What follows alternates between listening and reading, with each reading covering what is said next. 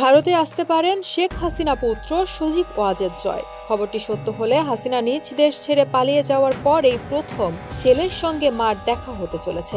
আওয়ামী লীগের নির্বাসিত নেতারা জয়ের এই সফর নিয়ে আশাবাদী উল্লেখ করে খবর প্রকাশ করেছে ভারতীয় সংবাদ মাধ্যম নিউজ 18। এতে প্রকাশিত কমলিকা সেনগুপ্তর প্রতিবেদনে বলা হয়েছে, জয়ের সম্ভাব্য সফর এমন এক সময়ে হচ্ছে যখন কিনা বাংলাদেশের অন্তর্বর্তীকালীন সরকার আনুষ্ঠানিকভাবে আওয়ামী লীগকে নিষিদ্ধ করেছে।